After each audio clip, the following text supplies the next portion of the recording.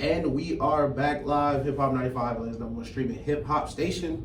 This is the radio show about nothing, hosted by yours truly. You know what I realized? What's up? That I don't do a good enough job on the intro. We need a baseline intro. So, welcome to the show about nothing. If you've never watched it, listen to it before. I am DJ Ish, co-hosted by lifelong best friend Daniel, D-Rock. There we go. On air, I go by D-Rock just because I go by my government. I might start going by my middle name. Y'all want to start calling me Alex? I know. Listen, shout out Alex. I do know Alex. But Eagles fan, great guy. But yeah, welcome to the show about nothing. We are your hosts. Great show today, as always. If you have never tuned in before, because we are starting to get a newer audience everywhere. If you have never tuned in before, we are just a radio show podcast. We do it all. Just simply talking about anything we really want to. Mainly sports, focus on sports and music. Kind of a one-on-one show. Not too many people do it like us. But we will go ahead and get into some football. Our basketball, we can start wherever you want. What you want to start with? I was right about Darius Garland, damn it. All right, let's start there. Listen, that was cold. Yeah. So the 50 piece that they lost, was it Minnesota? Yeah. Man, listen, that was a crazy game to watch. Yeah. Cavs might be one of my favorite League Pass watches in the league right Absolutely. now. Like if they're on League Pass, gotta watch them. Yes. And they look really good. They do. So we did preseason like sleepers. Mm-hmm. I think all of ours are a hit so far, right? Yes, definitely. The Cavs were definitely one of them. The Timberwolves are hit or miss depending on the night. Yeah. Which we have spoke about multiple times about how the Timberwolves are just young and they play like they're young, and we think they need a coach to get Something happened to D-Lo. I don't know. I don't know what happened to D-Lo. I have no idea what happened to D-Lo. D-Lo was going through a breakup. Bruh. I'm watching the game. I don't know. Did we talk about them playing 4 on 5 on the show yet? Yes. We talked about it last week. Okay. All right. I didn't know how long you did that. I was watching the game. I was like, bro, what is going through D-Lo's I don't know what's going on with it. Clearly his head is not in basketball. But another sleeper of mine, I said they probably weren't going to make the playoffs, but I was excited to watch them, is Orlando and OKC. Yeah. Both of those teams have been very exciting. Shout out to Shea. That's who when we got into basketball and guards, I want to start talking about that. So I'm glad you brought that up. Let's go ahead and get into it, bro. Is Shea a top 5 guard? No, but not from any fault of his own. Just because we have so many guards in the league right now, it is really hard to crack that top 5. It is. Like, it's people that could be in the MVP conversation that is on the fringe of that. Yeah. Like Steph is there, of course. Luka's going to be there. And then it gets to the debate. If those are 1 and 2, obviously I go Steph because he's won and all of that. Sure. But if you want to go Luka been putting up a triple-double there now. I don't really care. But after those 3, that's where it gets tricky. Because you got Ja, Dame, Trey, Shai, Darius Garland. Yeah. I'd have to give Trey the benefit of the doubt over Shea. Okay. Than the Eastern Conference Finals. But after that, it's kind of hard. I have Garland over him just because, as you guys see, I'm biased. Yeah. But I wouldn't be mad. If they make the playoffs this year, we can start. See, I have him at 5. Really? I go Ja and. Oh yeah, I'm sorry. Ja, I have a Ja over. Ja and Trey. I figured I didn't have to ask you about that. I know you. We're not speaking about that. Trey and Ja are interchangeable for me because I think. Because of the excitement Ja brings around the NBA, it's kind of like he is just known for maybe he's better, and his numbers are crazy regardless, but it's like maybe he's better just because we see him more, but that's not the case. It's really interchangeable with those two, and if you build a perfect team around both of them, they're both going to be 1 or 2 seeds. Like, that's how good I think both of them are. So, and Ja's been playing out of his mind. Ja's been playing out of his mind. His ankle is tweaked. He just stepped on somebody's foot, so he's good. It's not. I'm just worried about the knee injuries. Just stay off, but stay. And actually, I'm glad we brought that up because we have been bringing that. We've been talking about him playing at a smarter pace. Yeah. And he's been doing that this year. Right. He has been playing. He hasn't been attacking, which is why early in the season you haven't been seeing those crazy Ja highlights of him flying through the air because he's been shooting a lot more jumpers. Yeah. Making a way higher percentage, and he's been taking the floater. He realizes he don't got to get to the hole every play and put his body in harm's way, especially at his size. So I'm seeing him stay off the floor a little bit more, which I don't. The floor is just like. Have you fell recently? The floor will always catch you. The floor is always going to catch you, Brandon. It's hard. So And that's a wood floor, too. So I do want him to stay after that. But to the top 5, I have Shea at 5 instead of Garland and Dame right now, just because of what I've seen this year. If I was really making a list to start off the season, it would probably be Dame, just out of respect. Yeah. But I think it really depends. We can exclude Dame because Dame is proven. Between Garland and Shea, how do you feel? Because it really, for me, depends what you want out of a point guard. Right. So you say Garland. Is that because you like, because he's more of a traditional point guard, or is it because you actually think his skill wise? I think it's what I've seen this year paired with Donovan Mitchell. We talked about it more. He's so much better off the ball than I thought he would be at this point. Okay. Especially because they just started playing together. A lot of the threes that he's hitting are not, he still shoots off the dribble, step back, things like that. Yeah. But he's also, with his range, kind of just sitting out there. For sure. Especially, and it's just an interesting pairing because Donovan Mitchell is so great at denying screens. Right. And Garland will move opposite with him, knowing he's going to deny the screen to make sure that window's there. And he's been hitting them at a crazy pace. But I think that raises his ceiling a lot more because he's already going to be super efficient on the ball, and he's already going to be a great playmaker. Right. So you're not losing anything he already has. And by adding another talent, a lot of people will take a step back, but he's improved because of the skill he has. But on the same side, on the flip side, I do understand the Shea thing because, first of all, Shea's bigger, stronger, play better defense, and that is a problem for Darius Garland for sure. But it's mitigated by the 8-7 footers he plays with. But not to say if you gave Shea that rim protection, you don't know what type of defense. So I think Shea is probably more versatile team-wise. Like, you could really just drop Shea. Yeah, on the multiple teams and him be as effective as he is. Exactly, So, 2 more questions to follow up with that. 1, do you think the Clippers regret trading him? Shea? No, I don't think so. I don't think so because PG's been great, and I think this is year 3 or 4 for Shea. Yeah, 3 or 4, yeah. Kawhi would have been gone. Kawhi would have been gone. Okay, I agree with that. I agree with that. That you probably lose Kawhi because Kawhi signed did he sign a max or 1+1? It was a max. He signed a 3-year extension with them, and I don't think that happens if Shea is there. Exactly. So that is my whole thing. Because he didn't even want PG. So when that was my whole thing was when they were talking about the Lakers. We always talk about the Lakers trade, and they won a championship, and if you don't know where the Clippers would be if they had kept Shea. And it's like, all right, look.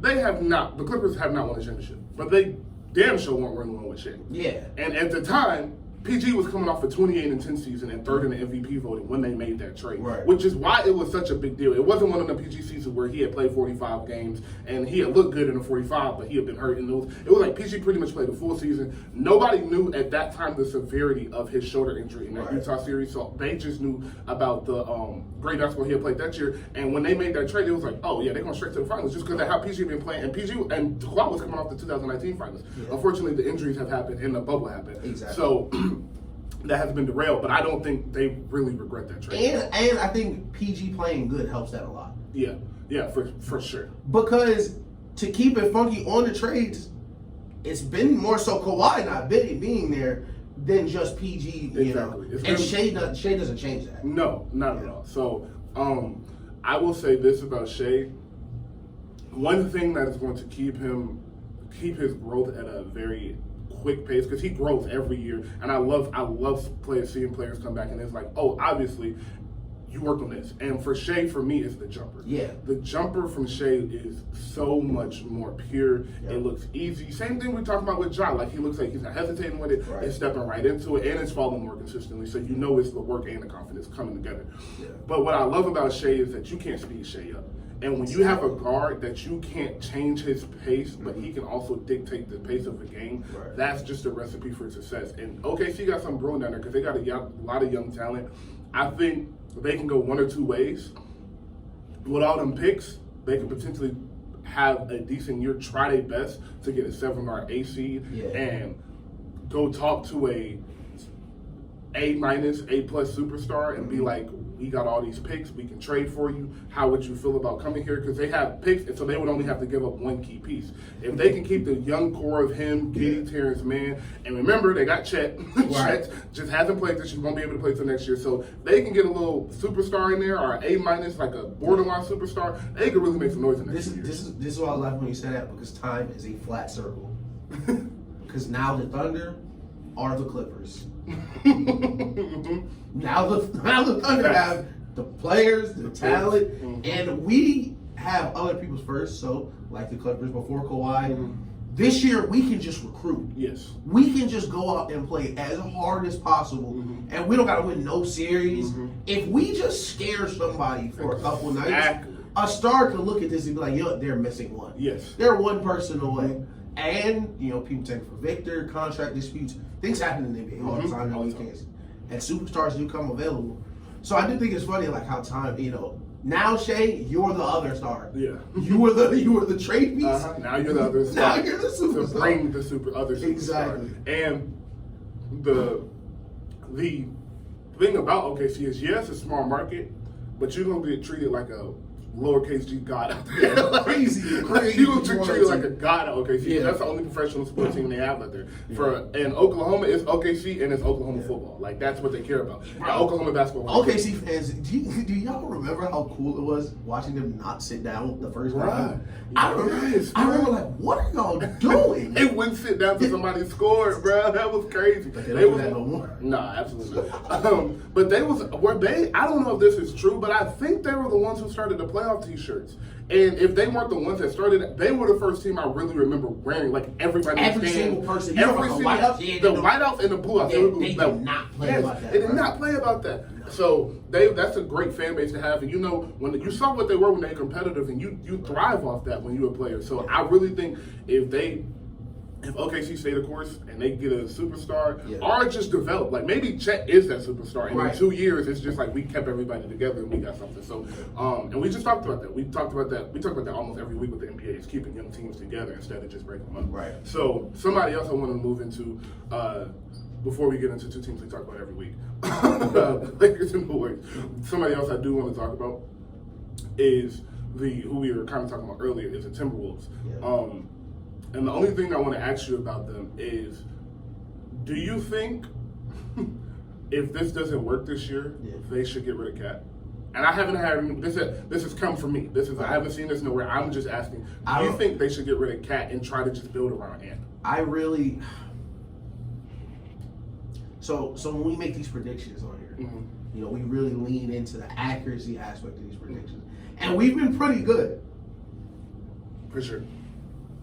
So to answer your question, from their point of view, I think they should say, Cat, you would be the one. I don't think it'll be their choice. What is the choice? I think Ant's. I think if this is not figured out, Ant might be gone. He won't be signed. I'm talking about I'm talking about after he signs. Oh, you're saying he's gonna get the money and then request a trade? Yeah. Okay. Because the West is getting better. Ant's getting older. Yes. Cat's older. Yes. D'Lo kind of on there. Kind of older, and he got an old man's game already, and you see what he is now. So it's like we can say D'Lo 34 and be lying, but Rudy on the max, Cat on the max, D'Lo getting, but it's a lot of money. D'Lo getting a lot of money. No more draft picks to help. Yeah. And they stink. Yeah. And Ant, listen, you can see it all in his face.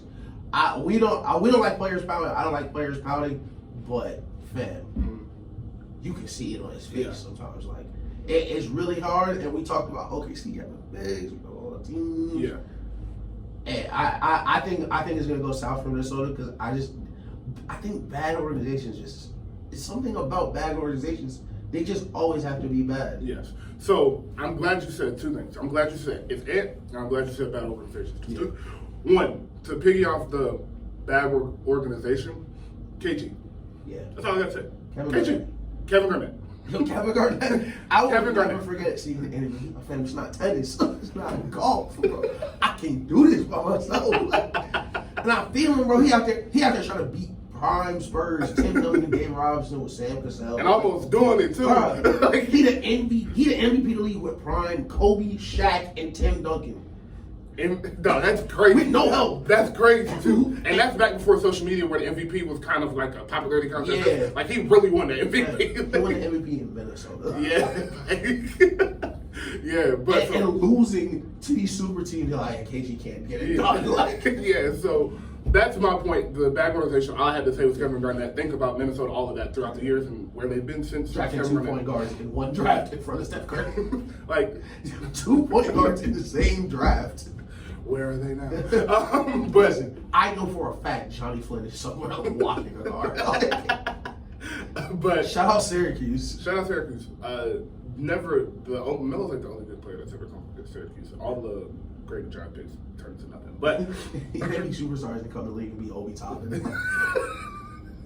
Yeah, exactly. But to the Ant point, so as I think we'll understand this, and for the audience, we'll try to paint the picture so you can. Ant is really from Atlanta. Yeah. And for people that are listening to this are not from Atlanta. Shout out Amaretta. Oh, Atlanta. Yeah. If you understand what that means, Ant is really from Atlanta, you understand Ant's body language and you understand who he is. Yeah. You remember that Georgia game against Michigan State where he turned it on? Yeah. And it's like, why don't we just get that every time we see Ant play? And that was a big knock on him coming out, was why don't we get this Ant every single time? Right. They didn't know if he loved basketball. They didn't know if he loved basketball, which to his point, he doesn't really. He's just incredibly good at it. He loves it, but he's it's just like, the best at everything. If he could be better at football and be a pro football, he'd probably be playing football right now. I'll put it that way. But he'd be the best wide receiver in football today, though, right? Easy. Okay. Easy. But him being from Atlanta, I know what his attitude is. Yeah. It's not, I'm not going to work because I don't love this or I'm not trying to be the best. It's, I know this is not going to work and I can't save face. I can't put on a face and act like I care. That's all Ant is doing right now. Is trying to act like he cares. And he get in the room, so some games are better than others, but he knows. And his homeboy's real with him. His homie's real with him. Like, this ain't they talking in group chats after this. Like, yeah, you know this ain't it, right? To piggyback off what you're saying, if you still don't understand, pull up that video of Anthony Edwards talking about Cam Reddish in high school, and listen to what he's saying to people, and listen to what they saying to him. Now they doing that in the NBA, but he on the other side of it. He on the other side of it, bro. It's like, damn, he Carlin gave you 50. Shit. He gave us 40. And to your point, listen, these people get paid millions of dollars. I'm sure Ant loves playing basketball, things like that. You know, I play in Minnesota. Listen, we talk about what situation will change your life. People don't even remember Andrew Wiggins playing in Minnesota. People don't. My mom asked me what year was Andrew Wiggins drafted. Who Andrew Wiggins was, bro. Sometimes you just gotta get out of, You just gotta get out of that situation, bro. And that's what I think Ant needs. And that's the beauty of Ant, is that Wiggins, when he got there, when he was leaving, it was Nick Wright saying this is the worst trade ever. Steph Curry will never win again. And Nick Wright, we thought Wiggins was chopped. Nick Wright gets put on the green screen, but that's where I was going next. Was a lot of people were saying that Nick Wright just had the most passionate voice about it, and he was a big LeBron hater. So of course the Warriors fans were and he was bald at the time. I ain't forgot, Nick. Listen, I rock with First Things First. I love First Things First. I watch this joint like almost every other day. Shout out Nick Wild. Shout out Wild. But I know you're not supposed to have that hair. I know that's not your hair, bro. Salute. Have a fun with it. But for real, shout out Bruce Hart. For real though, he wasn't the only one that said that. And it took Wiggins really buying into the Warriors and really changing the way he played. Not completely changing his identity, but changing the things that, enforcing the things that didn't matter to him. Right. Defense, rebounding, hustling, diving after loose balls, taking the open shot, not getting into your bag, moving the ball. Things he hasn't done before, he had to buy in. And Minnesota is kind of just like, all right, let's go play. And Ant getting into another system will completely change that. I will start this sentence very cautiously for my Lakers listeners and viewers. I think Patrick Beverley was very important to this Minnesota Timberwolves team. And as much as Lakers fans hate Patrick Beverley right now, that veteran leadership in that locker room was much more valuable than it is now with LeBron and AD and Russ, where you're surrounded by people who are actually professionals already. Yes. Pat don't have to teach Braun and Westbrook to come to work and things like that. But when you're playing on a team where your veterans are Cat and D'Lo, Patrick Beverley telling y'all, shut up, let's lock in, is probably more valuable than it would be somewhere else. And you see that now because last year they had bad stretches. Yes. But even in those bad stretches, Patrick Beverley after free throw line like, fam, come here, like what are y'all doing? Yes. Now it's just keeps going. It keeps going. It keeps going. And then and look, I am so tired of it's Steve Kerr's fault. Fam, y'all do not have Steph Curry. Y'all do not have Kobe. LeBron is not on that court. Call a timeout. Yeah. I am so who was it? I think it was the Nets coach. The Nets interim coach. His first game, it was up 10. It was like 15. Team cut it to 10, he called timeout. Yes, do that. Like, stop letting teams go on runs because you want your team to figure it out in the game and all of that. Yeah. Momentum is very strong, bro. Like, super strong. Dog, just call a timeout. And when you see with the Timberwolves, they get rolling super downhill. You look up and you're down 18 in the second. Yeah, exactly. And on a team like that, with a coach that, we don't know if he has that locker room, with players who we know they think is not going to work, it's not a lot of camaraderie on that bench. Exactly. It's not a lot of, we got this. No. And so, transitioning from Patrick Beverley to the team he is on now, the Lakers. And I do want to touch on that Patrick Beverley point real quick because you said something and you're like, when Cat and D'Lo are your veterans. And some people will be like, well, what's the issue with that? It's Cat and D'Lo don't come in day one as Patrick Beverley does. Patrick Beverley came into the Minnesota day one and was like, yo, this is what it is, this is who I am, this is what I'm here to do, and I'm going to do this every single day, and I'm going to show up and I'm going to give you the same thing every single day. Cat not doing that. D'Lo is not doing that. So on game 34, when you bring them to the free throw line, they don't care what you're saying. They know this not for real. Right. They know it's just this for sure. They know this not really you. Just like when Cat had some interview after one of them games. You talking about the Popeyes thing? Yeah, it was the Popeyes thing, and it's like, bro, that's not who you are. Like that's not you. We can see that. So I know your teammates can see it, and that's the difference in Patrick Beverley. Game 1, 2, 3, 5, 24, 87. He was at the free throw line. Yo, get them together. He was on the bench like, yo, we need to be doing this, this, and this. Just get your mind right. And he was in Ant's ear, and you can see that's who really Patrick Beverley really is. When you can see it, that's not who that player is, bro, you ain't gonna. I always say they grown men. You ain't gonna receive that the same. Bro, and to piggyback off your point, if we know we watched Karl-Anthony Towns mentally break down in a playoff series last year multiple times to the point where you had to take him off the court so he could stop getting offensive fouls in flagrants. Like he was beside himself. Okay, Pat Beverley leave.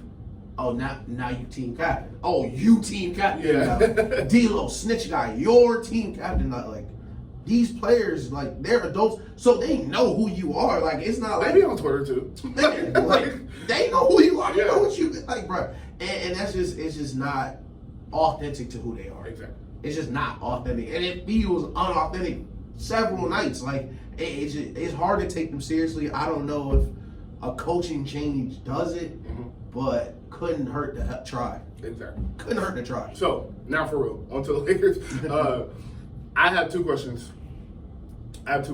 One, do you think these couple of wins in the style we've been saying they need to play, which is getting Russ the ball, letting them push, letting AD be the number one option, do you think this, when LeBron comes back, he sees this and he kind of falls in line and stops trying to control the ball so much? Do you think that happens? Two, do you actually, now that you're seeing them win games and you're seeing the roster kind of gain some chemistry, do you actually think they can be a threat? No, I think they're trash.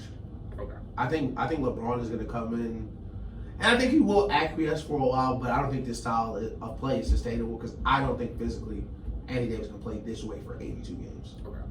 I do think what we've seen with Russ, like we talked about, is sustainable. Having him come off the bench as one of the best bench players in the league, regardless of how inefficient he is shooting the ball, he brings so much more offensive value to the bench.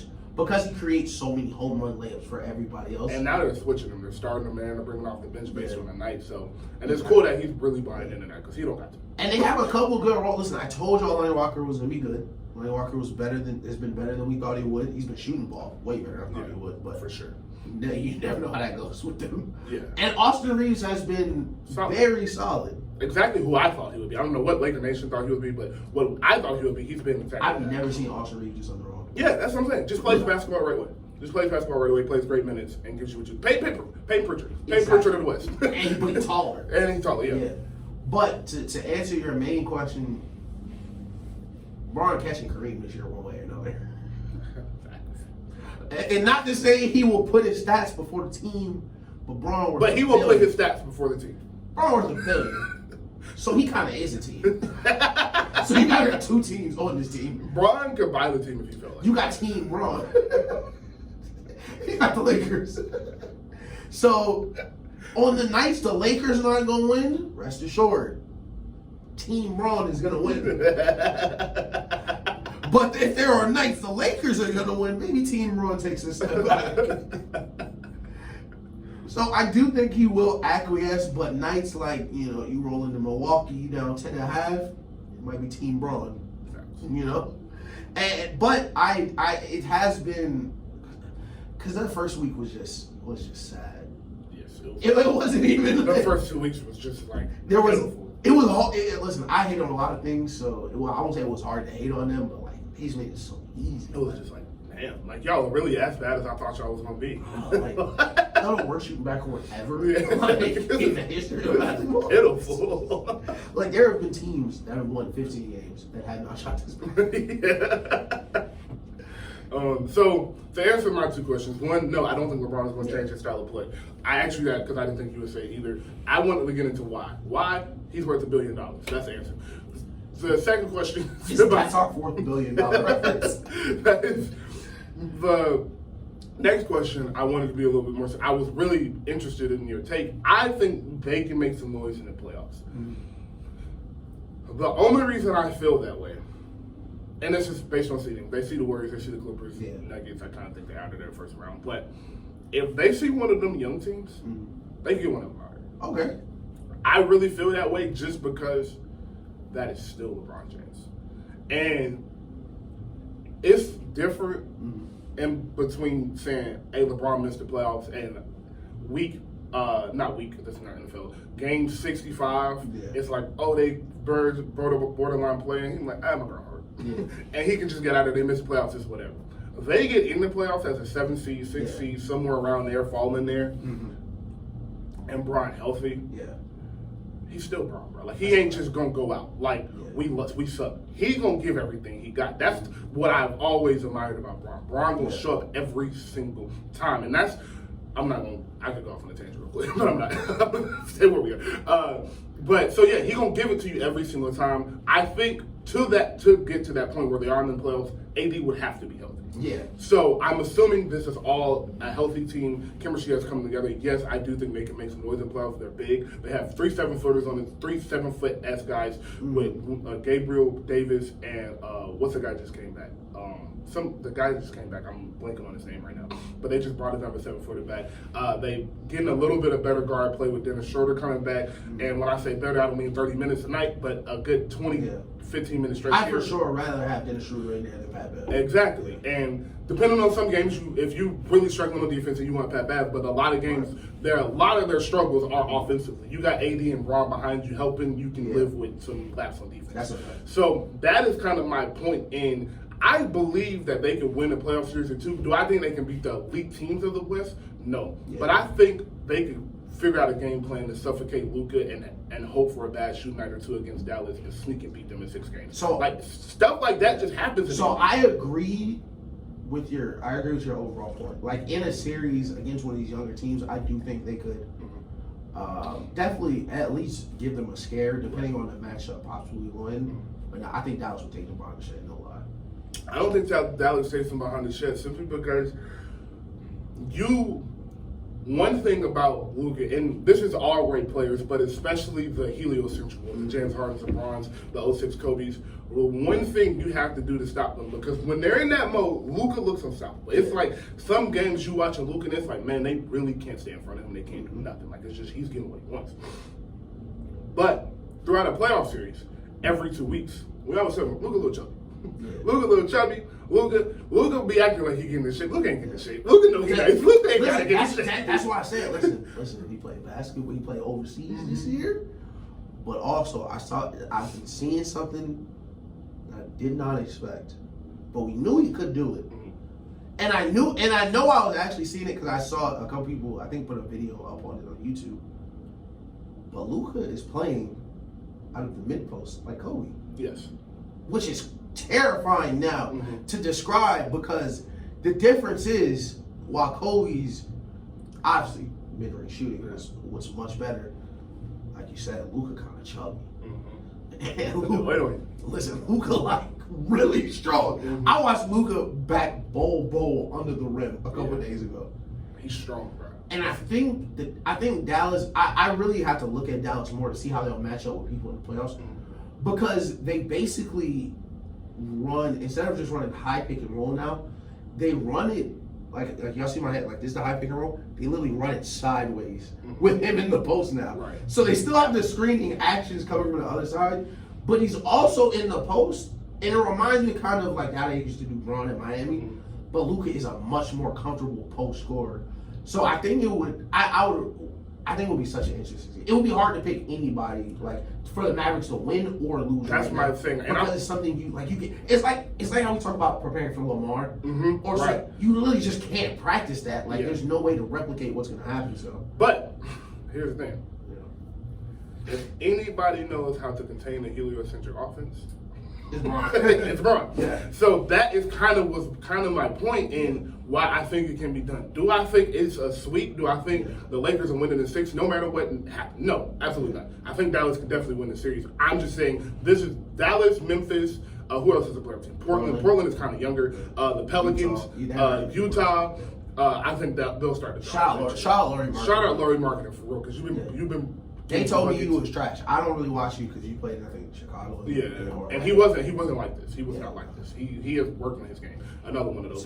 So he got to Utah and got better. Those four young players, those 4 young teams are the teams I think Lakers. I wouldn't take Phoenix out of there either. I would definitely put Phoenix. Yeah. The only teams I'm like they're not going to be are the Clippers, Nuggets, and Warriors. I definitely agree with you because, of course, barring health. 80, Braun, Dennis Schroeder, Russ, Lonnie Walker, Reeves, Gabriel, and what's his name? Pat Bev. He only playing 8 people in the playoffs. Exactly. He only playing 8, 7 people. That's 8. Like that's not a terrible 8. It's not a bad 8 if you got Braun and AD out there. Exactly. But you gotta get in. You gotta get in, and that's the thing. Like I don't know them night. Like they take a lot of nights off. They old, so they lose a lot of games they shouldn't. And the playing helps them and really hurts them. Yes, because they're not going to be a top 6 seed. I do not think they'll be a top 6 seed. So no, that best case scenario, they'll have to be in the play-in, and that play-in can be really tricky. That could be Golden State in the play-in. Yeah, that could be listen, not going to win. We saw it last year. Superstar gets hurt. Maybe a top 5 player in that play. Luka twists an ankle. That make Luka in that play. Luka missed a month this year. Dog. And that's why the play-in is so tricky because, and it kind of makes sense. I understand why. This sounds crazy. I can understand taking nights off, knowing that your ceiling is going to be the 6th seed. Yeah. Because you better be healthy. Yeah. Because those playing games are super tough. And if you secure them playing games, now you play the 2nd seed. Yeah. And I will say, before I get off, the thing about the Mavericks-Lakers series that I would be interested to watch is more so how do they help on Luka? Like, do they just be like, because that was kind of the option you had with LeBron. Yeah. Is, are we going to trap him super hard, get the ball out of his hands and make the others beat us? Or are we just going to let him go for 40 and try to hold him to 6-7 assists so the shooters aren't cold? That would be the interesting thing I think they do with Dallas, is because, let's be honest, he ain't playing with the shooters like Braun. Braun has some snipers. Exactly. Braun has some real snipers with him. Shane Battier. Yes, Charles is a lead from the corner. Yeah. Reggie Bullock is like the one real sniper he got.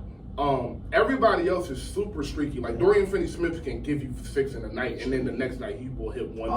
Tim Hardaway is streaky. Tim Hardaway is super streaky. But he on. So it's like, I'm thinking. Shout out to Tim Hardaway Jr. Always. When I wanted him on the Warriors so bad, but man, I really. Tim Hardaway feel like the type of hooper you could walk into any gym and just be like, "Oh shoot, there's Tim Hardaway." Yeah. Shout out to his dad too. I know y'all heard that when he said on that cast. But man, I was watching it live. And they came back and they made him apologize. I didn't know that. He apologized later in the night. It was up like 40, so nobody heard it. But he gave like a half. He gave like a I'm a Hall of Famer apology. Let's focus on the game. I used the word I shouldn't. Let's focus on the game. So I am interested in that playoff series. I would like to see that. On to the Warriors before we get out of this basketball segment. Just a few quick questions, because I know you watched the. Who did they just play? The Knicks game. Did you watch the Knicks game? Yes. Okay. You saw Klay was a lot more patient. Mm-hmm. You also, I'm pretty sure you heard they had a team meeting on Friday. Draymond led it, which is a good sign that he has that locker room. Like, and they listen to him now, so that's a good sign that he led that.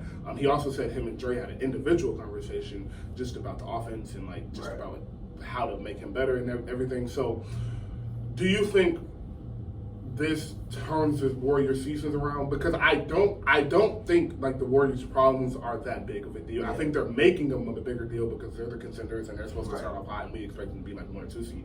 But I don't think they're that big of a deal. It's a game and a half between the 1 and the 10 seed in the West. So if like the Warriors went on a 4-game win streak, they could be the 1 seed in the league. So it's like it's not that big of a difference in between these teams right now.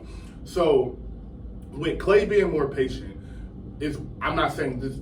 That is kind of what I'm asking you. Do you think Klay being more patient, because that's the key to their offense, do you think Klay being more patient is something that is going to be sustainable, or do you think he'll have a bad shooter night and start jacking them up again?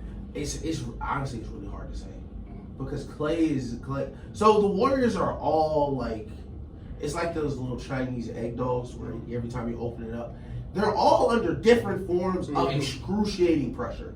Yeah. Everyone in the world thinks Klay is trash. Players on the court talking to him crazy, so Klay got his own pressure. Draymond just punched Jordan Poole in the face.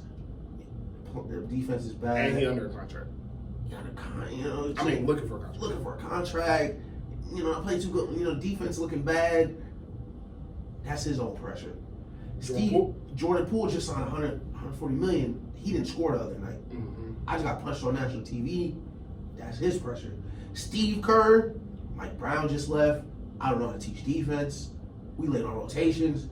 I'm in the huddle screaming. Nobody listening to me. That's his own pressure. Only person not under pressure is obviously Steph Curry. Man, he looks like because he's one of the best players in the NBA. And he averages 30 on 50, 40, 90. So he 70% true shooter. Wiseman.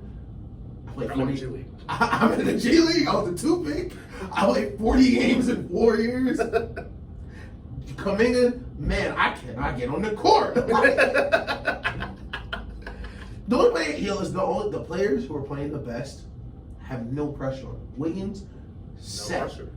He's locked in. He's a warrior for life. He knows this is where I want to be. This is what I want to do. And this is what I'm going to be doing. I'm rebounding, scoring, isolation, playing defense. Steph, locked in. Lamb, no pressure on him. He gets off the bench. I'm a guard Jokic. I'm going to switch on to Jamal Murray, and I'll shoot when I'm open because nobody knows my name anyway. And if I get knocked out of rotation, I was great at you 3 weeks ago, so it's okay. Listen, he's made more money this month than he's ever made. Like, he has no pressure on him. Like, he is chilling. So I think Klay being more patient is the key, though, because that's what I said. What game was it? It was so hard to watch. I forget what game they were losing. The Suns game. Oh, the Suns game was so hard to watch. Forcing it up. They're showing videos of body language, people throwing their hands up. And, you know, it's understandable, but Clay has to understand, like, you know, you don't need to press. No. And pressing is literally just gonna make it worse. Because you're gonna be shooting shots you should not be shooting anyway. And you're already out of rhythm. Exactly. If I don't, you know, we talk to people all the time. I haven't talked to Clay in a while. Clay, when you're good, I know you want to be the Clay you used to be, and that's fine because you definitely can still shoot like that. But you need to ask yourself: is the shots I'm taking right now a shot I would have taken then? Because Clay used to have amazing shot choice.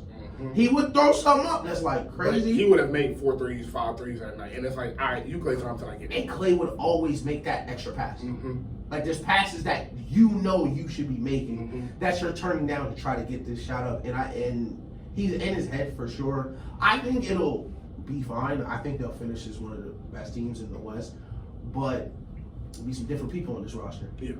Be a lot of different. It's not Dante DiVincenzo. I'm not gonna lie. Hold on. If you're continuing to shout out Dante, you don't have to hold on to that. I want to hold on to myself because I wanted to go to 2 points. No, I don't shout out that. Okay. That's key. Okay.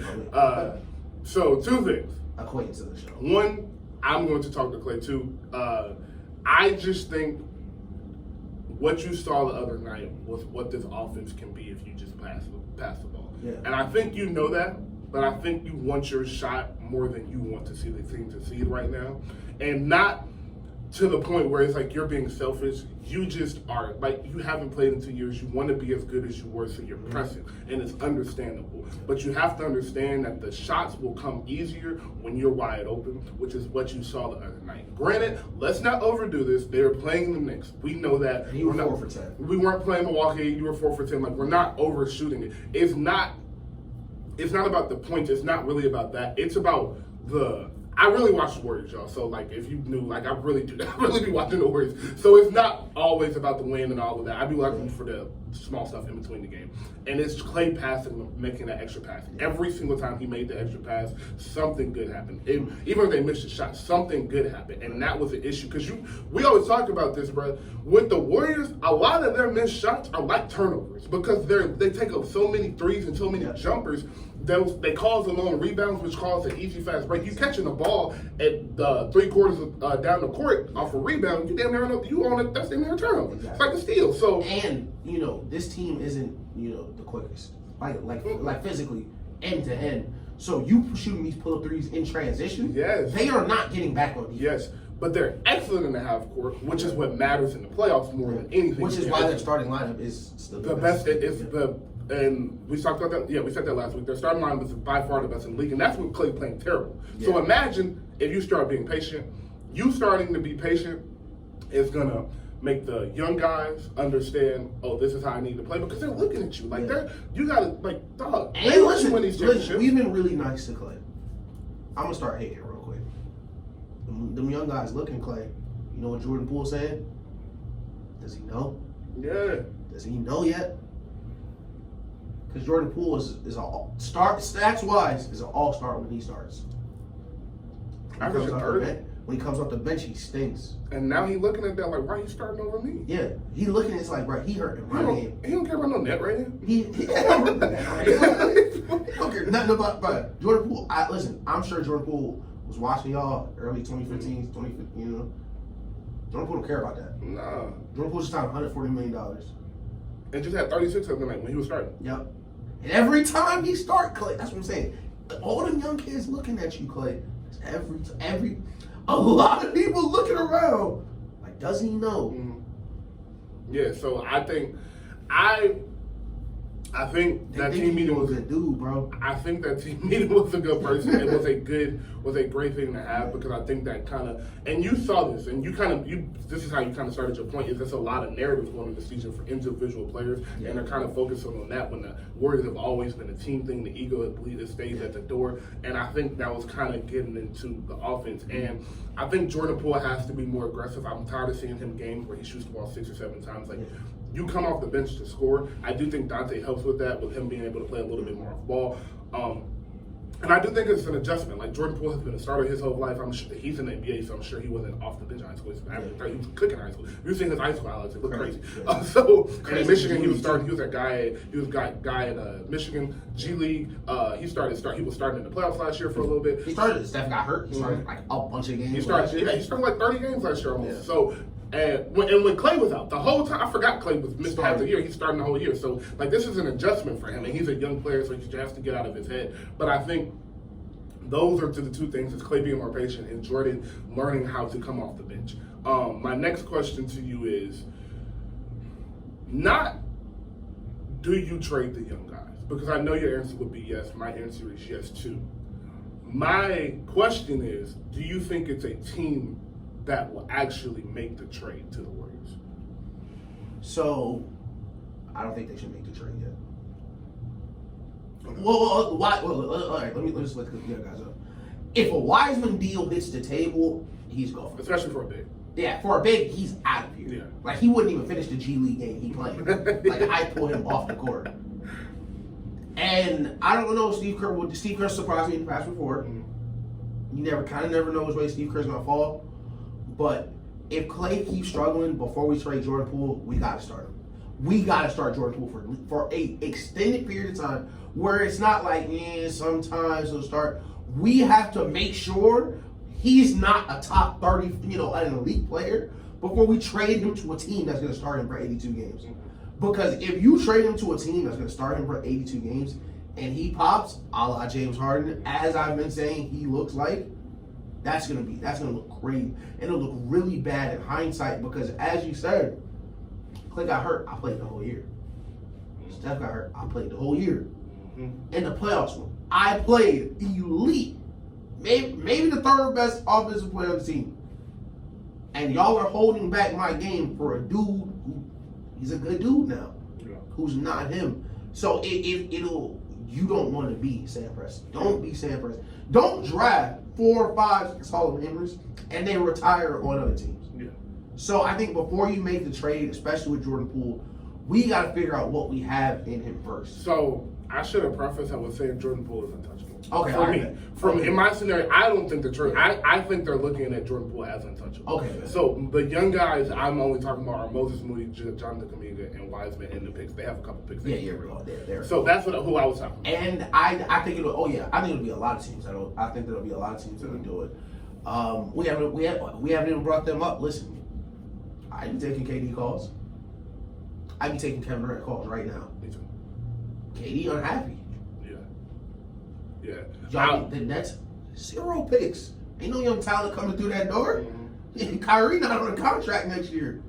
I definitely think, depending on how these next 30 games go for the Nets, if they go out of these next 30 and they 12 and what's the math? 18, thank you. The 12 and 18 or something like that, these next 30, 11 and 19, something bad like that, they're going to start looking. Because KD's just going to get more frustrated. Like, we got to remember, KD 34. KD only got the championship. He ain't won one by himself yet. So, like, look, bro. We didn't mention this. KD taking a shot at Royce O'Neal in that starting lineup is so funny, bro. That had me crying, bro. See, look who I'm playing with. I was reading the quote, and I was like, there's no way he said this. Like, there's no way he said that, bro. He said it. He was dead serious, too. I feel him now. But let's take a break. Let's take a break. We are back live, Hip Hop 95, last number streaming hip hop station, second hour. We are back. This is the radio show about nothing. I am DJ Ish. Co-host of this show is lifelong best friend, Drock. Say what's up to people. What's going on, gang? We in this thing. So, thank you for tuning in. If you're just now tuning in, if you've been here, what's up? So, on to the NFL. Perfect time to start 1 o'clock hour. The game to start, so we'll start on the NFL. So, let's go ahead and start with the biggest topic of this past week. Is Josh Allen okay? Yeah, Josh Allen. Josh Allen's okay because I have settled in what Josh Allen is. Josh Allen is out there on vibes, bro. Like, and as fun as that is for us to watch, me as a non-Bills fan. Yeah, right. It has a ceiling. Mm-hmm. And with other elite QBs that you see, like Josh Allen, because none of them are perfect except Patrick Mahomes, but when Josh Allen is rolling, there's really nothing you can do. but it give you one. It give you one or two. Maybe 4. Maybe 4. might fumble. Fumble twice. One of them might just let it go. Right. It might just fall out of there. And the Bills-Vikings game was probably the best game I've watched live since the Pats-Falcons Super Bowl. Because I watched it live with my family. My dad is a Bills fan. Went to the University of Buffalo. I did not know that. Yeah, he went. Pops. Yeah, he's a huge Bills fan. Okay. And we're all watching the game. And shout out to the announcers who did the game. 4th and 18. We'll jump right to the catch. He lets this ball go, and I'm like, oh yeah, Kirk did it. I said, oh, you did it. Game on the line, you sailed it. Because it's a perfect flood concept. Get the corner, try to get the 18 yards. And it's a pocket of space. Boy, does he sail it. And listen, I'm not going to blame you. It's Von Miller on the other end of that. I understand. Von Miller. 100%. Yeah.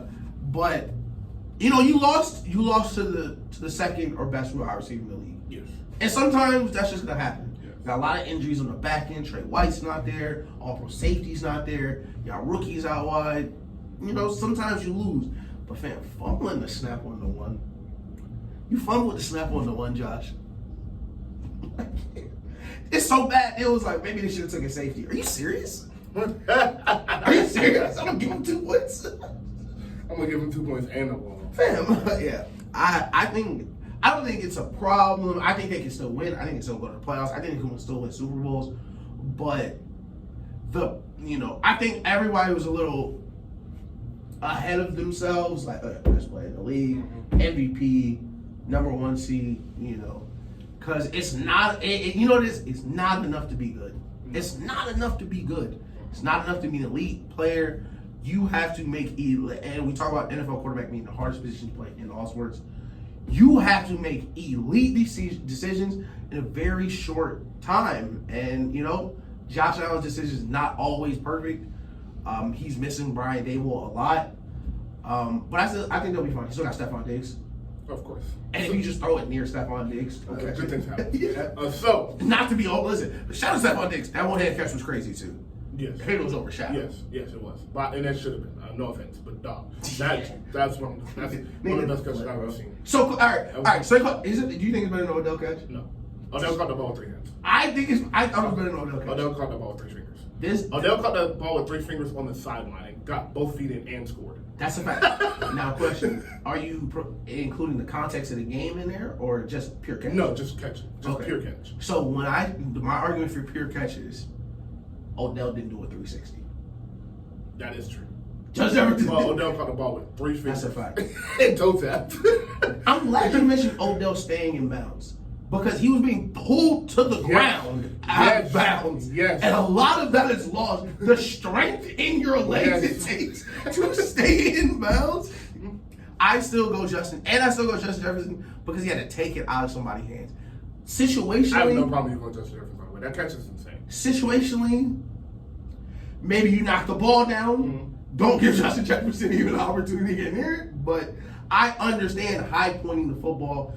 Getting 2 hands on it, he's just a better athlete. He just took it and kept it. Respectfully, he's just a better man than you right now. You know it's a great catch? Because you didn't have to review it. Like, the ball did not move one time. He caught the ball and palmed it and brought it back as he was spinning. Like, one of the craziest things I've ever seen. Hit the ground and had so much control. He said, I'm going to change hands just in case. Just in case, I don't even want y'all to review it. I'm going to hit the ground and, put it in the left. Make sure it doesn't touch it. Stupid, bro. Stupid. And we're right again, because both of these receivers went to LSU. And you should throw the ball to an LSU receiver every single play if you can. Every single play, you should throw the ball to. Even Keyshawn Boutte is not making catches. Everyone is hooping, bro. Shout out to Double J. I'm not gonna call you that again. My bad. So I don't know why that made me think of Like Mike. So shout out Like Mike too. To answer questions about Josh Allen, I think he's fine. I think we get lost in sports because we see somebody be so good that we expect that from them all the time. and then we realize they're not Patrick Mahomes, they're not Tom Brady, Right. and it kind of goes back to my point about Braun showing up every night. And I put Steph in that category. I put Giannis in that category. Superstar showing up. Oh, we every didn't night. talk about Giannis. It's okay. Yeah. I'm not about to do that. Like, it's a ladder. No, he was right. Did you hear about that? Mm-mm. Damn. All right. So basically, after the game, he went to go shoot. Mm-mm. While he was shooting, Bam put this ladder here. He said, "Okay, I'm gonna go to the other side." He go to the other side. Montreal take his basketball and won't let him shoot. So he go back to the locker room, go get 2 more basketballs, goes to the original court. It's like, "Hey, can you move the ladder so I can finish shooting?" And he wouldn't move the ladder. Okay. And that's what happened. Okay, that's okay. And I do know that he didn't like push the ladder. He moved it and it just fell. And if you've ever worked with a ladder, like ladders fall. Ladders are wobbly, and that ladder was 100 feet tall. So. And I just want to throw this out there. I for sure think Giannis wins that fist fight with Harold. Like, No. He wasn't arguing with Giannis. No, I know. He was arguing with the other brother. Yes. Yeah, Okay. But Giannis. Okay, Giannis was kind of calm. Yeah. And he's definitely winning that Fam, fight. Giannis used to walk 5 miles an hour. Yeah, but I'm not fighting Giannis for nothing. Fam. So Do you not I'm see- not play fighting Giannis. Masha, do you not see how much it matters to him? Like, you're gonna stand in the way. Like, he let nothing stop him up until this point. You're gonna be the obstacle in his path. So back to the Bills. Yeah, we're talking about Josh Allen. There we go. So I think he's fine. I just think, like I'm saying, like when you get those players and they show up every night, we expect that from everybody that we want to throw in that category, and that's just not realistic. He's just not in that Patrick Mahomes tier every week, and that's okay. He's in it when he's at his best. Right. When he's at his best and Lamar is at his best, him, Patrick, and Josh are like interchangeable. Right. But you take Pat because Pat gives you that every single week. And we talk about first things first a lot on here. We talk about all the sports shows a lot because we love sports. Nick Wright always says this, and it's like, stop comparing them and stop acting like this is a rivalry, because it's not. Like, he's been better at him at every stage. Like he has an MVP. He's won a Super Bowl. He goes to the Super Bowl. He goes to the AFC Championship every year. He wins every year. He's in playoffs every year. Josh Allen has had one very good season. Every other season has just been average, and it's been like, okay, we see something. Him and Mac Jones tied for Pro Bowls. Bruh, last season was his first season really making some noise, and he didn't even go to the AFC Championship game. So, like, let's pump the brakes. Josh Allen is him. He has all the skill sets to become the best player in the NFL. So I understand why we want to say that, but he's not there yet, and that is okay. The Bills still have a very good roster, as Ish said. They can still win the Super Bowl. They can still get to the AFC Championship. A lot of things can be happen. A lot of great things can happen for them. I do think they need to get their defense under control a little bit, their secondary a little bit. Yeah. But I don't think it's like, let's hit the panic button. But I also am like, all right, let's slow down on the best player in football and all of that. Yeah. Like, that's title is still Patrick Mahomes, and that's going to stay there until something happens. And it's okay because none of us are Patrick Mahomes. Exactly. We're not Patrick Mahomes, Josh. The only person I will let you say is the best player in football other than Patrick is Lamar. And that's because his skill set is literally just something we've never seen So before. unique, yeah. And it's like if he had he has Mark Andrews. If he had the receivers Patrick was playing with a couple years ago, it's no telling that him and Patrick might have been in an AFC Championship every year. Even without the receivers, if Andy Reid dropped in Baltimore today, they'd be the favorite. Thank you. So Yeah. Lamar is at a disadvantage because of his coaching staff and how they call offense and things of that nature. But Lamar's him. Who do you want to go to next? Football wise, let me see. Oh, so it's over for us, right? They hired a new. They got somebody else calling plays today. Did you watch their game overseas? Mm-hmm. Oh, so bad. That last pick, man. Listen, if he does not know it, bro. I will take this opportunity. I'm gonna talk to you, Russell Wilson, to extend to you the offer of a lifetime to come study at Good Dude University and figure out the future for your life, because it will not be playing NFL football, bro. I'm so happy to give his career eulogy. I might play that next week. Well, I'm sorry. That was the question. Do you think a new play caller is going to help the Broncos offense at all, or is this just? Yes, but not enough for it to matter.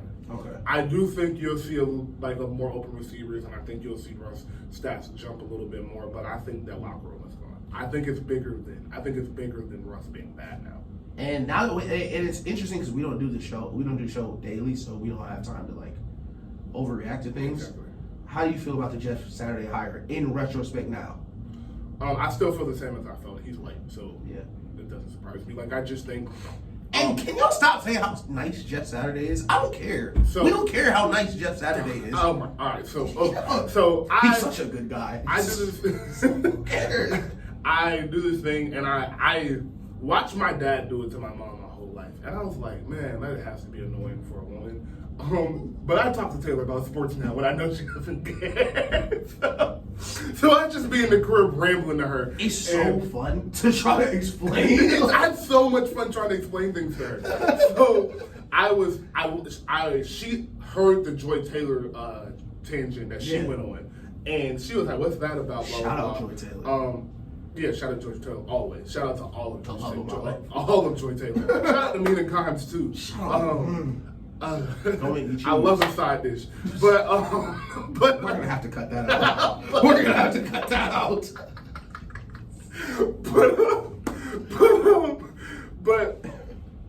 So I was talking to Taylor, and she heard the Joy Taylor tangent and everything, and she was like, "What's that about?" And I was like, "Well, a coach that got hired shouldn't have got hired." And I explained it to her like this: I said, "The NFL is a good boys club, and it's a bunch of white men in positions of power that hire their friends.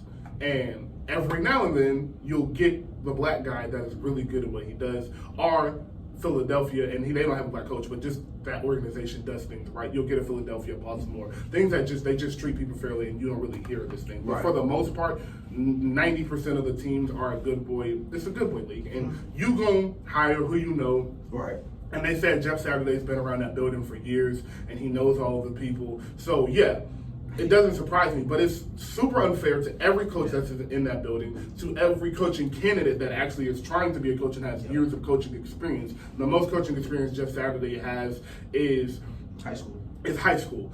So do I think a win? Do I think a win? No exaggeration and a losing record. That's so funny. Do I think a win against the struggling Broncos matters? No, because like I said, I think that locker room is gone. Do I think they make any noise this year? No. Do I think even if he's a good coach, they made the right decision? No, I don't think it was fair. I don't think it was like something you should have done. It was a decision I wouldn't have made if I was in that position, no matter what the relationship is.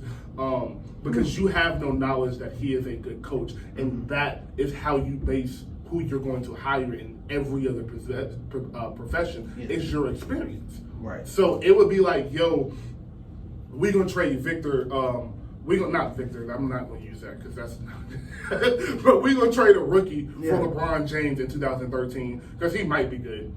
Or because I know him. It's like, this guy is proven, or these guys have been here working. And even we don't even use LeBron because he's the GOAT. We'll use just a regular bench player. I'm going to trade him for him, and he ain't played a lick of basketball. He ain't played nothing but high school basketball. And I'm going to take this guy off my team, ignore everything he don't, all the work he don't put in off my bench, and just plug him in. Like, it's just not fair. It was. But it don't surprise me. It's NFL. It was disturbing to hear that to escape the Rooney Rule that they did this and marked him an interim with 10 weeks left in the season. Right. But okay. But like you said, it's disrespectful to the coaches in the building, first of all. Because the people, and there have been very few defenders of him, but the people that defend him was like, you're going to have a good staff, you know, this person's going to call plays, this person's going to call the defense. Okay, well, if he can't do any of that stuff, why is he the head coach? It's super frustrating, and they say, you know, he's lifelong. Listen, Jeff Saturday, Colts legend, you know, I think they won a Super Bowl. I guess. Alex Mack played the Super Bowl for Atlanta. He's not going to be the head coach. Like, that is not a resume. Alex Mack. Yeah, it's not a resume for you to be a head coach of a football team. He was Peyton Manning's center.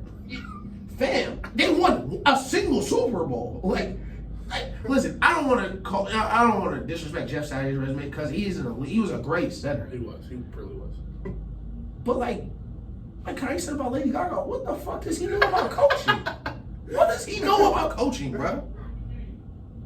Simple as that. But I would say, listen, they beat Philadelphia today. I'm gonna know something. But the hire, it was the wrong hire. It's disrespectful to the people in the building because it feels like you don't take what they're doing serious. 1,000%. 1,000%. Excellent. We're mid-season. Excellent.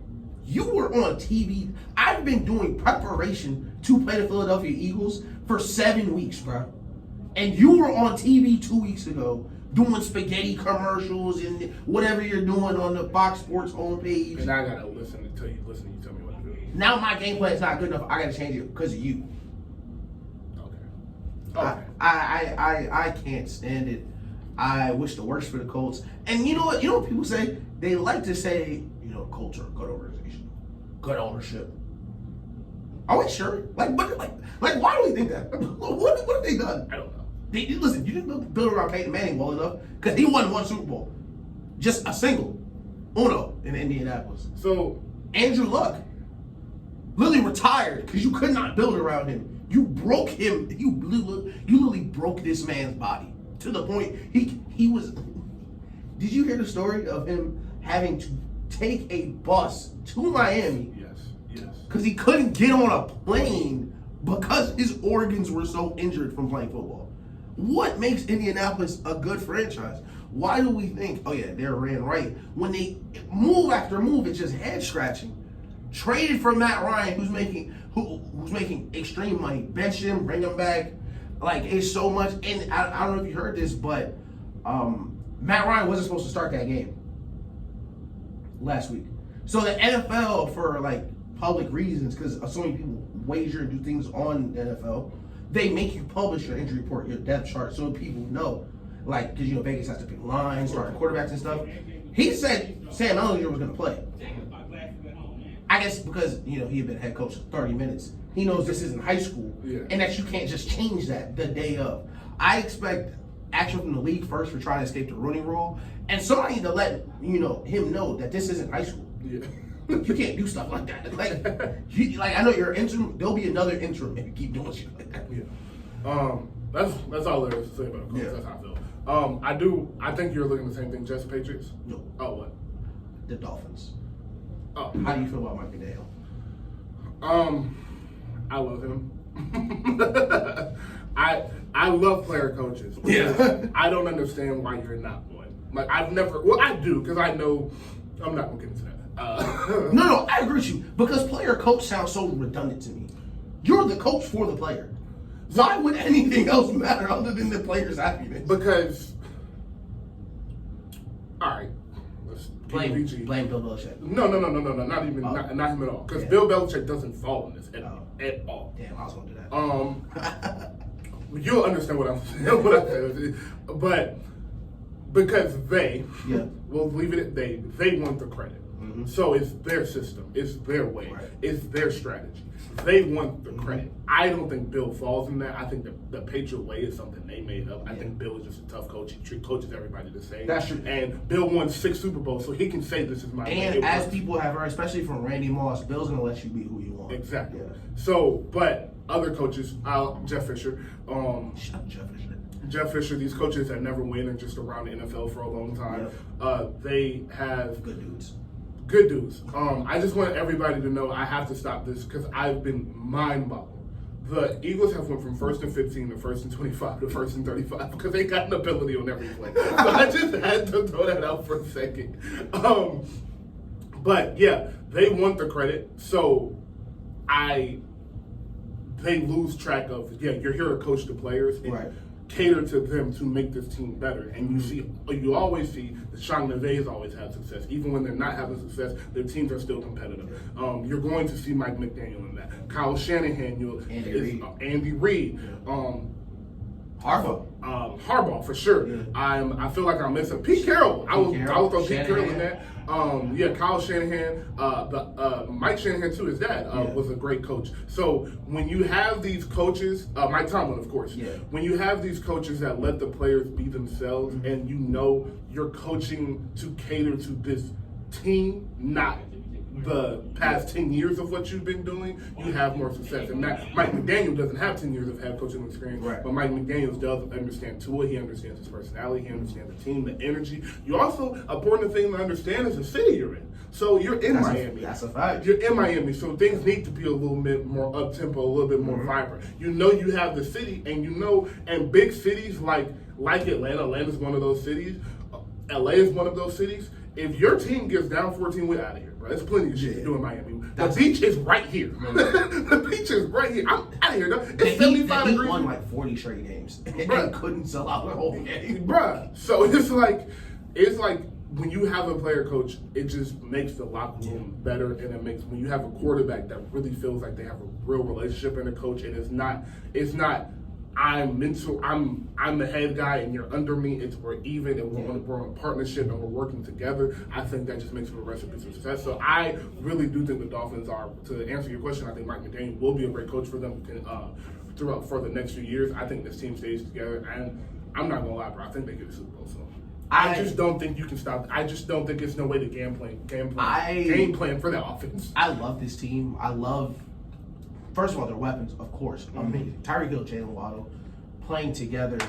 But Tua's growth in just one season with Mike McDaniel has completely changed how they play, because Tua's damn near a different player. Communication-wise, how he executes, all those things. And it reminds you of the Tua we saw at Alabama. Right.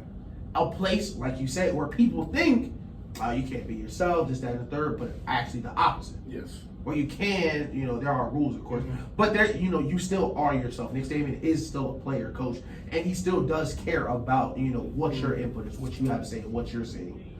And you see that a lot with the Dolphins, where the plays are not called, the plays are discussed. What hash do you want this on? What are you seeing here?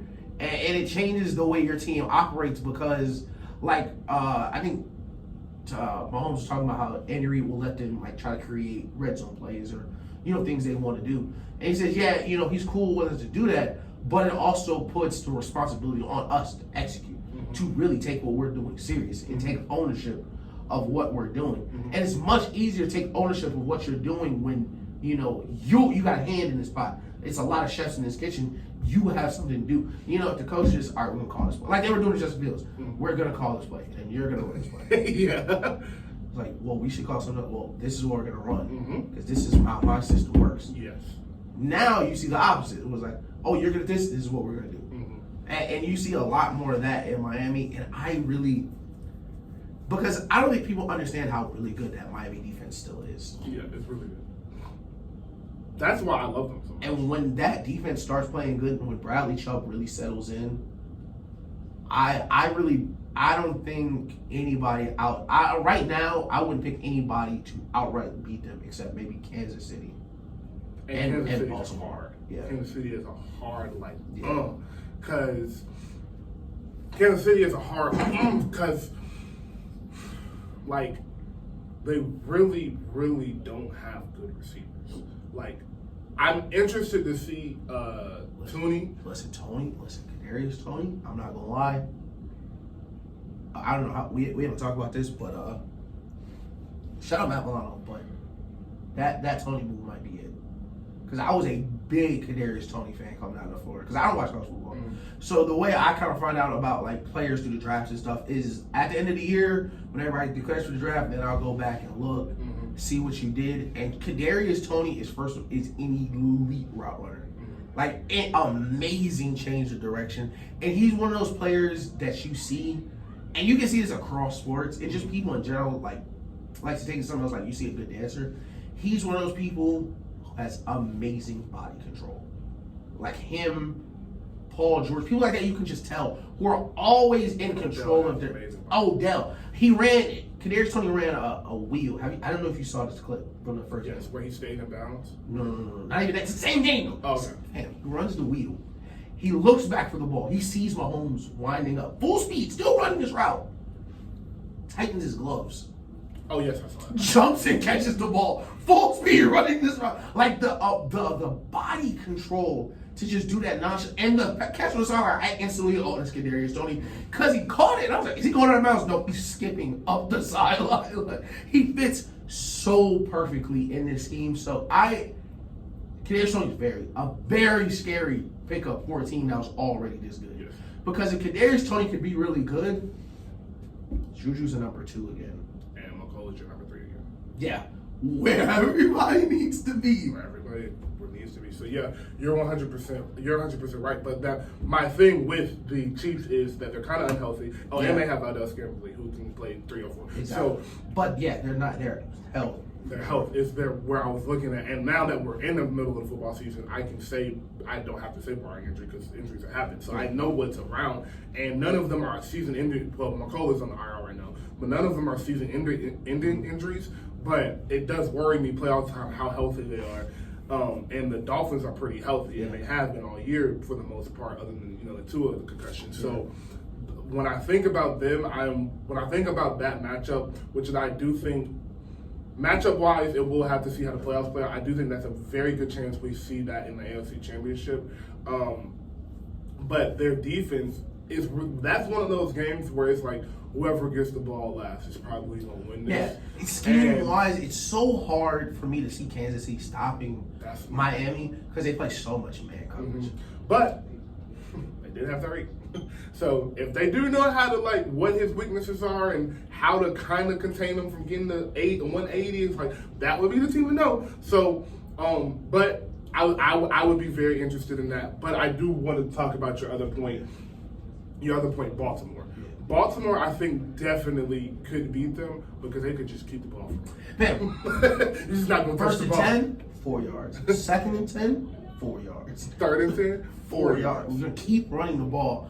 And to your point, before we get off the Miami-Kansas City potential AFC Championship game, the reason I would still give Kansas City the nod now is because home field advantage is going to matter in that game. Yeah, and they're going to have that, I think. And it's going to be freezing in Kansas City. Oh, yeah. Kansas City is extremely cold. That's a great point. In January and December. It's going to be very freezing. That's a great point. So home field advantage is very important in the AFC for Miami per se, more than it would be for a team like Buffalo or Kansas City who plays in the elements already. Yeah. Because of and Miami definitely could win the division. They could finish with the 1 seed, but if you gotta go into Buffalo and then go into Kansas City, it's really hard to sustain that. Yeah. Coming from a really warm weather place. But with Baltimore, having Lamar Jackson in any playoff game is it's such an equalizer. It's they say it all the time, it's like a boxer with a big punch, or it's like having a great 3-point shooting team where your scheme's perfect. Great game, playoff game's close, 4th quarter, linebacker missed a tackle. And it's 70. Yeah. And they're a team that's so built to now their defense is healthier. They're so built to grind out these yards. They're so built to get ahead and all right, try to come back. We're gonna keep running the ball. Yeah, Lamar reminds me of an NBA superstar that you've kept in check until the 4th quarter. Yeah. But you just let him hit that one shot. Right. You just let Steph get that wide open 3, see it go in on there. Or you just let Braun get that dunk that he needed. You let Kobe hit 2 mid-range pull-ups in a row. You let Lamar, it's like you can do, like you said, everything perfect. Yep. But you miss that tackle when he gets 60 yards. Now they got momentum. And I hate to say it like momentum. That because you don't even got to miss the tackle. You grab him and he don't look around. Yeah, you could just be like, oh, I got him. No, I don't. Yeah. So it's like, listen, you get paid too. You grab him, you did your best. Like, he didn't MVP the league. It's one of them. And Patrick Mahomes kind of has that switch too for me, honestly. Yeah. Oh, yeah. For sure. So that's why I'm Ravens. He has a tell though. If Patrick Mahomes starts scrambling, I need to sit up. If Patrick Mahomes is running for a first down, it's time. Yeah, exactly. So, speaking of running for first downs, but shout out to Justin Fields. The Falcons could have right now on their football team, but they have Kyle Pitts. I told Dan the story off air. I wasn't sure if I was going to say it on air, but I want to be open with y'all, and I don't want to hide anything from the viewers because I do get fancy full advice. Before the Bears played the Patriots, Justin Fields had 0 design QB runs, so I released him in fantasy. And since then, he has been the highest scoring fantasy QB in the league, bro. Oh my God, I can't stand it, man. So Sunday night and Monday night, let's get into it real quick, and then we'll take a break after that. Because I actually have to go too, because it's my mama's birthday dinner. Shut up, my mom's. Hey, shut up. Her birthday was Wednesday. Happy belated. Happy 25th. But Sunday night, Chiefs, Chargers, division rival game, very important game for the Chargers for the sake of their playoff hopes, because right now they're not in the playoffs. There are 4 AFC East playoffs teams. 2 of them are playing right now. If the Patriots lose and the Chargers win, they'll get that playoff seed. But if the Patriots win and the Chargers lose, the Patriots stay there and stay 4 AFC playoff teams. So, very big game for the Chargers. The Chiefs are at home. Do you think the Chargers can get this done tonight? No. Okay. For a couple reasons. First, we have rules and you have a really good rule. And I'm adopting this rule. We're not picking against Patrick Mahomes. That's one of my rules. We are not going to say Patrick Mahomes is going to lose until he does it. Yes. And then we should have picked him. And he should have won anyway. Yeah, pretty much. But betting against Patrick Mahomes is the same reason I don't bet against Brady in the playoffs. I just picked the Bucs to go to the Super Bowl. If they don't, it's like, oh, well, they could have. They might. But I think the Chargers played an amazing game the first time. Yeah. They should have won that game. Mm-hmm. And I think that's why they're going to lose today. You pick Travis Kelce up off his feet, dug him into the dirt. I was talking. It's a divisional game. And Kansas City knows that we can get this first seed. We can get an extra week of rest. We can make y'all come to Arrowhead. And you know that Arrowhead home field real. That's real. And in the process, we can get rid of y'all. Mm-hmm. Oh yeah, they gonna be locked in for this one. For sure. 15 gonna be locked in for this one. For sure, because when you say get rid of y'all, viewers, that casual football fans, you don't want to play a division rival in the playoffs. No. You do not want to play one of your teams in your Especially division. with this much talent. Especially with this much talent. You've seen them 2 times already. Yeah. Like you said, this team is actually really good. Mm-hmm. By then, they could have Keenan and Mike Williams back, so the team can be ribs straight. Herbert ribs can be straight. They could be coming off a 3-4 game win streak because they finished the season hot, and you don't beat them 2 times. It's so hard to beat a football team 3 times in 1 year. So that's super important. That's a great point. Yeah, but I agree. I'm not betting against them, so you knew that. I think, because I think it's such an important game for the Chargers, it becomes an important game for the Chiefs. Yeah. Like, we know how much y'all need. Yes. We can really choke. We can end it right here. Yes. And I think that's what they're going to do. What's the other game? Vikings and the Cowboys? Is that the Monday night game? I think that's the Monday night game. I hope so. That's a great game. Yeah, that's the... No, that's a 4:25 game. The Monday night game is I do want to talk about the Monday night game in San Francisco. Oh, I love this Arizona. game. I love this game. So yeah, we'll go San Francisco, Arizona first. I'm going San Francisco in this. Yeah. Is Kyler Murray back? I think so. If he's not back, we don't really need to talk. No, if Kyler Murray's not playing, I know what's going to happen in this game. If Kyler Murray is not back, it's just looking it up real quick because I saw a report that I know he missed last. He's questionable. I love Kyler.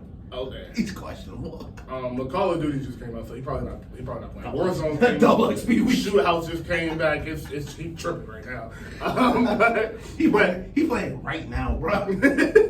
Yes, he is. For the sake of the argument, we're gonna say Kyler is healthy. Yeah. And Arizona's at home. And my fault, y'all. The Chargers at home on that game. I said Chiefs are at home. The Chargers are at home. That does not change my pick at all. So San Francisco has coming off a 2-game win streak, I believe. Of course, they just made the trade for Christian McCaffrey. I've never seen a kid here before. That was crazy. But they just made the trade for Christian McCaffrey. They've been looking great. The offense is coming together. Debo is back healthy. I just think too many things are going well for them, and they have a lot of momentum for them to lose this game. But the Cardinals need this. This is a division game. Mm-hmm. If they want to keep their playoff hopes alive, they have to win these next few games to really have some momentum and actually feel like they can make the playoffs and make some noise. Right. D-Hop, is back. He's still getting his rhythm. Him and Kyler are working on their chemistry. Who do you have in this game, and who do you think this game's going to bring to? So, as much as we love the 49ers, their record is terrible. It's like, I think they're like 5-4. Yeah, they got 5 wins right now. I think they'll be fine moving forward playoff season wise, just because the NFC West is going to be so terrible. Yeah. But I think it's definitely more important for Cardinals because if the 49ers lose, their season is not over. No. The Cardinals are a very precarious tipping point where the Cardinals understand if we lose this week, this might be our coach's last game. Every game is Cliff Kingsbury's last game. Yeah. Unless they figure something out, he is on a uber duper hot seat. And not just because they're losing, not just because they're losing the same ways, they're awful. The play calling is not been good. But DeAndre Hopkins is going to help a lot with the play calling. Of course. But, like you said, they don't even think they're good. They don't even believe they're good. And you can see it, especially with Hard Knocks out right now. Yeah. There's a lot more clips of them interacting with. I don't know if you saw that. Did you see DeAndre Hopkins on the sideline? Yeah. That's frustration. Yeah. What are you looking at? That's it. DeAndre Hopkins just got back from suspension. What are you looking at? What you looking at, one? Yeah.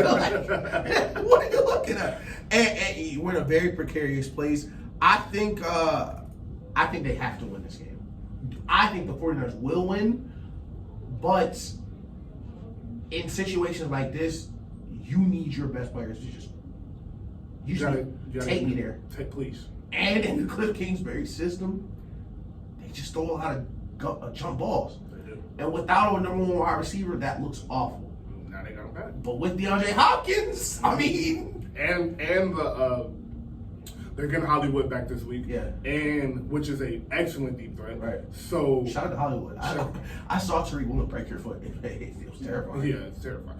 But I think San Francisco wins this game simply because, like I said, they have the momentum, and I don't think the Arizona's defense is that great. And we ain't mentioned them yet, but that front seven for San Francisco is going to give Kyler a day. Man, we haven't talked about it, but like that's probably the top 3 defense in the league. Yeah, all right, they go up 1 score. We're gonna run the ball for 3 more quarters, but we're gonna do it in a different way. We're still gonna get our all-pro wide receiver involved. Mm-hmm.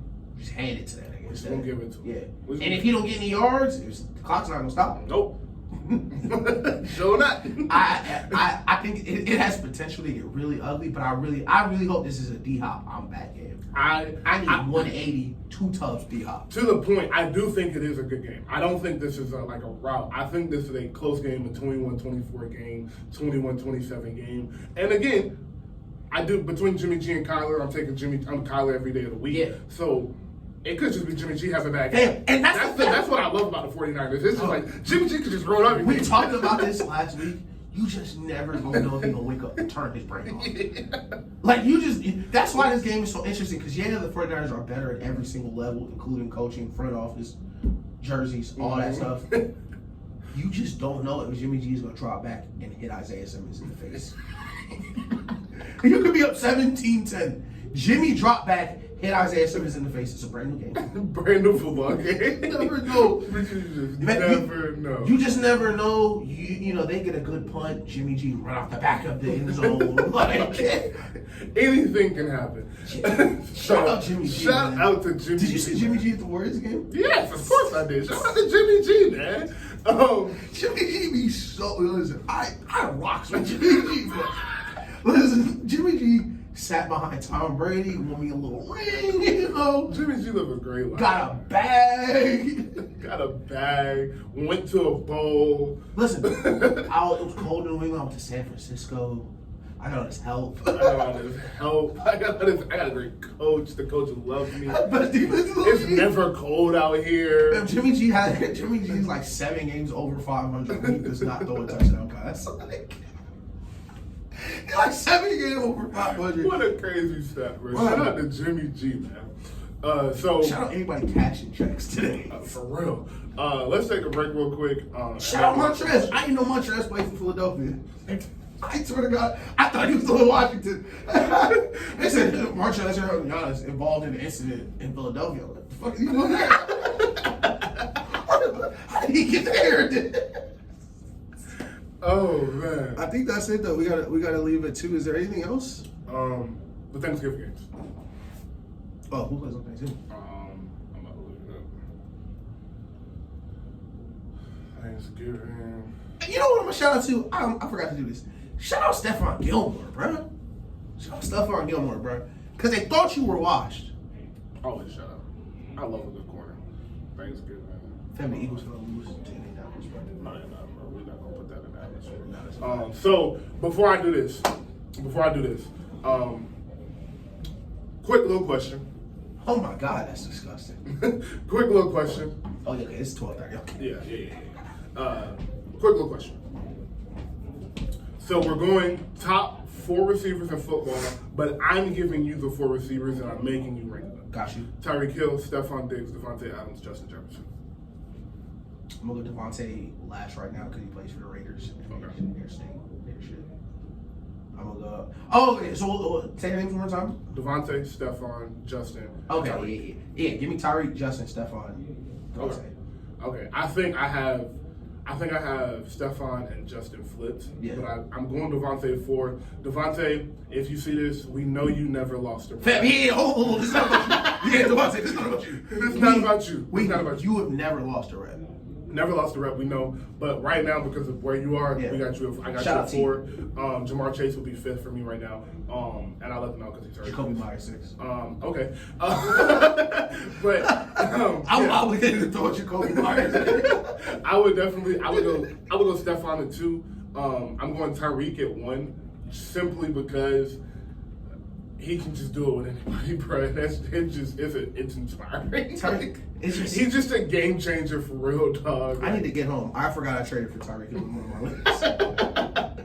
lists. So shout out to Tyreek. But yeah, Thanksgiving games: Bills, Lions, Patriots, Vikings, Giants, Cowboys. Before we get out, I just want you to pick them. We don't got to break them down. We did all that. So Bills, Lions. Who you got? All right. So Barry, I think you should stop listening.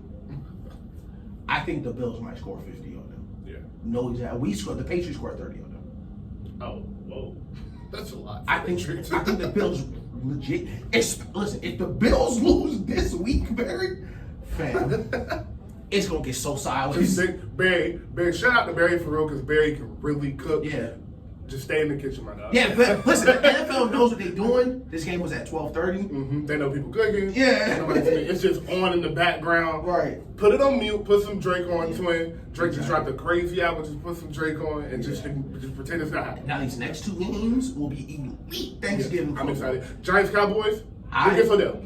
That's the Odell Bowl. The Odell Bowl. That's literally what that is. Now Odell's so funny because I would go to the game. And I'd walk back between the sidelines. I would just walk back and forth. And he might, bro. Yeah. Odell is him, bro. Like, Odell will really do that. Tap everybody up. You know what? I'm going to pick the Giants to win. I think Michael Parsons not being able to rush the passer with injuries to their second line, the linebacker, making him play more stand-up, really hurts their defense more than people thought. For sure. And it's that almost a compliment to Michael Parsons where he really may be the second or best pass rusher in the league, damn near. Shout out Matt Judon leading the league in sacks. But him not being able to constantly rush the passer changes their defense. And man, I really believe in Brian Daboll and Saquon. And Saquon really wanted, bro. And he told people before the year that he was going to make y'all feel it. He has. And we laughed. He on the Giants. 80-yard run, no other carries. Dog, he used to do Saquon so dirty, bro. Like, Saquon got crazy. They were like, he just have one good, but you run and be stuck the rest of the game. I'm like, well. They said, bro, if you take an 85-yard touchdown. They said, bro, you take away all plays over 15 yards. He stinks. What? What plays you drawing up? You take a play every time he do something good. Yeah. You say he didn't. He not good. Like, what are you talking about? And I don't know what's up with Dak. I think Dak still. I mean, you take time off. I think he's still work his way in. I think it's a little good dude in Dak. It's a little. Oh, of course. It's definitely some good dude. He's just dude. He's not good dude. He's just dude. He's just. Oh yeah. Yeah, that's him. And Regular University. So you going Giants? Yeah, I'm going Giants too, and I'm only going Giants. Listen to me, I'm telling the truth here. I'm only going Giants because I want Odell to go back to New York. That's the only reason I'm going there. Vikings versus your Patriots. We're gonna beat the Vikings. Okay. We're gonna beat the Vikings because we are a bad matchup for the Vikings. Okay. because we have the pieces to stop what they're doing. That is very true. And I don't want to say stop. That's like, you're gonna take Justin. Yeah, we're not gonna take Justin Jefferson out the game. But Bill Belichick is very well equipped and has very much experience with destroying quarterbacks with good dude in him. Mm-hmm. And Kirk Cousins got a lot of it in him. Yeah. And listen, Justin Jefferson, I just said second best receiver in the league. I love Justin Jefferson. He's on my fantasy team. Justin Jefferson is going to be pressed at the line of scrimmage with a safety over the top the entire game. Yeah. And especially with Kevin O'Connell. Shout out Kevin O'Connell, coach of the Vikings, former Rams coach, who helped Cooper Kupp break all those records. He's doing the same for Justin Jefferson. Mm-hmm. Moving around now. But this week, it's not a lot of weeks where you're worried that she'll be thoroughly outcoached. No. You better be on your P's and Q's. Especially coming off a short week. They'll in the game right now, like, yo, what the Vikings do? Right. And y'all got him away with a lot of them. Y'all, well, listen, law of averages. Yeah. Because the Vikings went from losing every close game to winning every close game. Y'all got a stinker in y'all. Yeah. Okay. I agree. I'm going to go Vikings. I'm going to go Vikings because I love their offense. They're at home. But I do think it'll be a close game. Yeah. I think Kirk Cousins is good for 2 or 3 picks, but I'm going to just go the Vikings just because their offense is a little bit. And like you said, Jimmy G, I just don't know if Mac Jones is going to throw it to Eric Hendricks. I just don't know. He just might. And shout out Harrison Smith, too. And shout out Harrison Smith playing crazy good football. Always been consistent. Last, before we go, you said something that you trust Brian Daboll and Saquon. Do you think Daniel Jones can get them to where they need to go? Not going to say Super Bowl. I'm just going to say to the playoffs, win a playoff game or 2. Do you think I definitely think they can. Okay. And I think with more talent, I do think he could go to a Super Bowl if he plays like this. Mm-hmm. As a game manager, it's not going to be like, oh, they went for him. Because Brian Daboll came in and he was like, listen, he stinks. Mm-hmm. Stop trying to make him what he's not. Make these reads easy. Make them one-step read. He can run and let him run. Mm-hmm. And I think, we talk about players knowing their limitations, knowing what they can't do. Brian Daboll has been great. He did it with Josh Allen. He's doing it with Daniel Jones now. It's like, fam, just reel it in. Mm-hmm. You don't need to make every single one of these plays. No. And if you stop making every single one of them, you'll just make enough. Yep. That you'll be fine. And the way that defense is playing, they're only going to keep playing better. And I think with the NFC being so suspect, I wouldn't be surprised. And last point, like I said, I'm assuming this is an Odell Bowl. I have it hard. I don't think Odell cares about the Giants-Cowboys rivalry to who he cares. I really do think he wants to see the Giants, and I think they're going to beat Detroit. They're down right now because Detroit just scored. But I think they beat Detroit today, and they're 8-2. Going into this week, they could potentially be 9-2 after this Thanksgiving game, and I think they're pretty much guaranteed some Odell. Yeah. So, great show. We'll be back. Are we going to come back next week? Thanksgiving's next week. We're going to take the holiday off or what? No, I'm here. Okay, good. All right, so we're here next week. Yeah. We'll be back next week. NBA. It's a good NBA game this week. I know the Warriors and Clippers play this week. The Lakers play somebody good this week too. So yeah, tune into the NBA. Great NFL on today. Y'all be safe. Keep it locked.